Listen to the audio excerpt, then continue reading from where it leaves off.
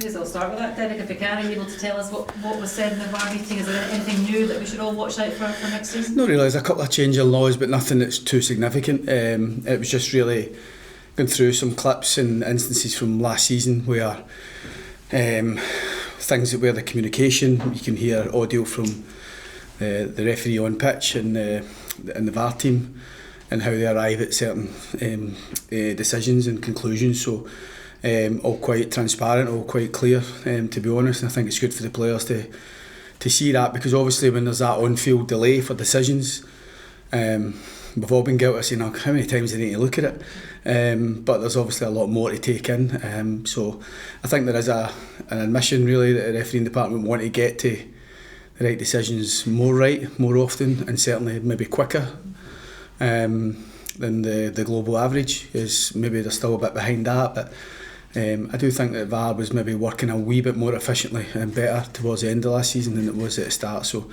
or in its infancy. But I think that type of meeting is good for us, just a reminder going into the season. Obviously in the League Cup you don't get the VAR, and a lot of my players that I've signed haven't been involved in VAR, so it's a wee reminder myself really. I thought about that when we're going through certain instances, that because it is an adjustment, it does take a bit of time to get used to, and all eyes on you. So it's important that for a lot of my new signings who have been playing in England and not in the top flight, that VAR in play here is something they've got to be aware of. What about your squad then? I think that's now 11 signings you've brought in over the summer. Liam Donnelly just signed today. Just tell us what he brings to the pack. Well, Liam was obviously here last season. We feel that when Liam at his best, he's got so much to offer us. I think he's a talented midfielder, really keen to have someone in that role in the team. He is that bit more kind of plays more connected to the back lot and has that defensive edge. It's took a wee bit longer to get Liam than I've liked. I'd like to have got him in, but selfishly as football managers and clubs, you always want to get the players in here and now. Players have got a lot to consider, family situations, and not everybody knows about each and everybody's family circumstances. So he thought long and hard. What he had said to me 6 weeks ago, that if he was coming back to Scotland and staying in Scotland, he would be signing for us. We had agreed a deal a while ago, but he had a lot to consider with his family. So, and even up until this week, even a few days ago, there was a club in Scotland offering far more money to sign, and he's stood by his word. He was coming to sign for us. So really pleased that we've managed to get him. The disappointing aspect of it is he's way behind everybody else, so there's that. But we signed players for the season, not just for the first part of the season, and he's a player who I think can get better, and if we can get him on the pitch more and he stays injury free, he's definitely an asset for us. So really pleased that we've managed to secure him. I think you've said that the main aim is to go better than what you did last season. Do you feel that you've got the squad capable of doing that? Are you happy with where your squad strength is right now? Yeah, I think time will tell. I think you sign players, there's no guarantees with anything, but I think for me we have made some good signings. I feel maybe get a bit more experience, some of the signings. We let a lot of players go to free up the space, to give us the scope to try and rebuild the squad. All the loan players go back. We bring Lewis Mayo back as a permanent signing, which is good. And we're trying to reduce the amount of loans that we've got compared to last season. So that would be an indication that we've done the work, and we've tried to give out players contracts and become Kilmarnock players in its entirety. So we feel we've got a good level of player in the building. The proof will be judged at the end of the season if we've been better. I feel we've now got a squad and slowly building towards a squad who can maybe meet the demand for this season. The demand was met last season with the squad we had, and now the demand shifts. We're looking for a bit more from everybody, and hopefully we can meet the demand that's on us this season. But we've still got a bit to do. We'd still like forward areas to be dealt with a bit, and we're still trying to get at least one in between now and the window closing. But if we can get a few of our senior players back who have been out, like Joe Wright, Kyle Vassell and Rory McKenzie, then the squad looks, I think, significantly stronger. But as I say, time will tell with that. With the League Cup games in the tank, how ready are you, and do you feel the squad is for Saturday? Yeah, there's certain players more than ready. I think the League Cup games, the benefits of the League Cup is the fact you're playing competitive football. even though it comes too early for my liking. But we probably get the benefit of that going into these games where other clubs, the clubs competing in Europe, other than Hibs, have only played friendlies. So it's maybe a slight advantage we have of playing competitive football. And we've got a lot of players who are up to speed and ready. They've done the minutes, done the yards. And there's a few others who are still playing catch up as it is at this stage of the season. And we'd like 2 or 3 to be further on with their work because of the couple of injuries, a couple of names I've mentioned.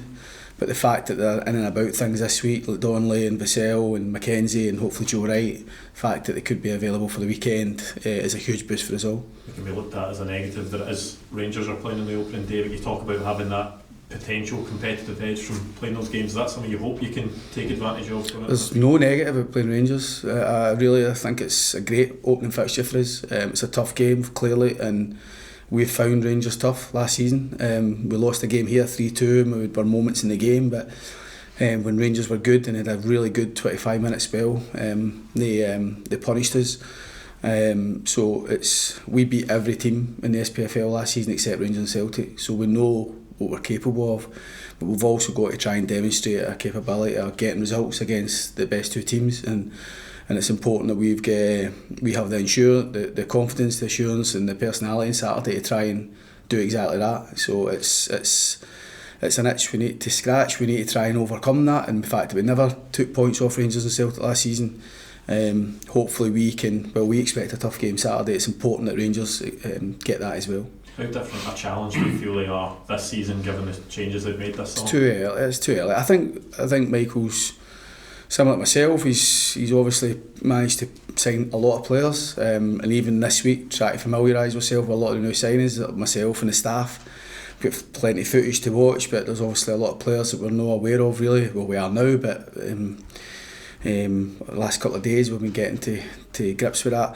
I think looking at them, they've obviously they've got a lot more forward options. I think there's more physicality about Rangers this season. I think last season maybe losing Bassey and Aribo and the like, maybe that was something that we're looking for, but I certainly think the signings that they've made this season, they've not only good players but they're of a certain type and able to deal with the rigours, I think, of Scottish football. So I think time will tell. It's like everything. I'm trying to integrate my players. I'm sure Michael's the same. There's a lot of new signings. You're looking for those relationships, that cohesion, that kind of building of confidence. I'm still finding out about my players, and they're finding out a bit about us. And a lot of players not playing Scottish football before, so we're just mindful of trying to concentrate on our level of performance, because we know that our level of performance has to be strong on Saturday to get something for the game.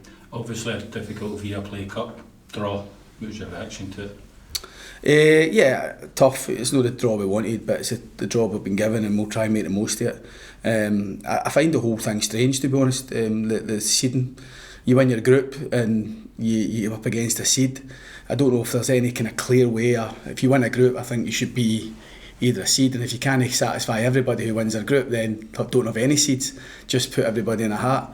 I mean, we played 2 championship clubs, and yet there's other Premier League teams, without naming them. I think there was only one or two, and there was no championship clubs in Ross County's or Motherwell's group. I don't think Ross County and Livingston's group.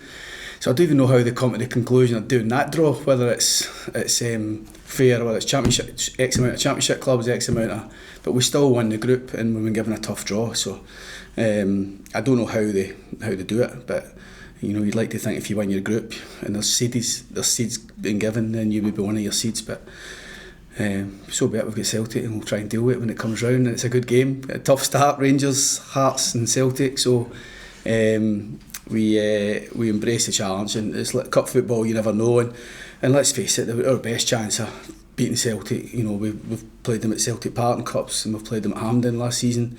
Our best chance of beating them, you'd think, would be at home. So we're grateful for the home draw. Just come back to VAR, Derek. Can you clarify then, talking about explaining decisions? Is that somebody going to explain to the crowd why there's been a break for a VAR on the day? Change on the day? Don't think so. No. Don't think so. No. But you will be informed of, or more quickly. The Monday morning phone call. No, it's. I think the plan, and it's obviously up to the refereeing department to announce what they're doing, but I think the plan would be more of a general at every few weeks. The kind of major instances are the most talking points of maybe from the media and the general public, is maybe illustrate why they came to that, and maybe show some of the audio or the footage that would why they came to that. Maybe no in the heat of the moment, maybe let things settle rather than doing that on the day. You spoke towards the end of last season, just on the last day actually, that maybe if you want to finish higher but maybe even wrestle for a top 6 position. We've seen this week, I know the figures might not be correct, but Hibs spending 700 grand on a player, Aberdeen saying a few plus. Does that almost intimidate you that some of these clubs are spending quite big this summer? No, not at all. I think it's kind of, it's not always the case, but I think there's a kind of general feeling from everyone that if Rangers, Celtic, Hearts, Hibs and Aberdeen out, barring a disastrous campaign from any of these clubs, you would think that they would be in the top 6, and they should be, with the difference in finances. And it's not always been the case, but you would maybe at the outset think there's one place up for grabs if these clubs are doing their jobs right. St Mirren managed to do it last season deservedly, and I don't think there was much between us and St Mirren, but the league table told differently, and when it comes to the split, we've got to make sure, hopefully, that on the run into those split, we're in the chance of getting into that top 6. That's all we're looking for, really. And I think history shows that the difference between 10th and 6th over the last few while, there's no many points in it. It's just making sure you do your job well enough to get in, and sometimes it can be the difference maker can be having those goals, extra goals at the top end of the pitch. It's something we're conscious of to try to get more firepower into the team, and hopefully, as I say, we can set about the task of trying to be that team this season, and there's nothing wrong with aiming for that. Equally, there's nothing wrong with falling short of that. What we want to make sure is we're just trying to make sure we're no going to the dying embers of the season still fighting for our Premier League status, so we would like to try and do that with a wee bit more comfort this time.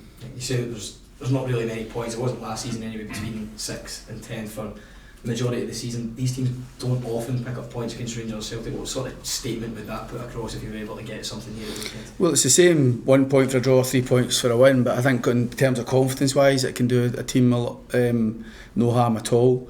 We felt that we managed to kind of win the fight really with teams round about us, which was the difference, in particular our home form was the difference really in us keeping in the Premier League.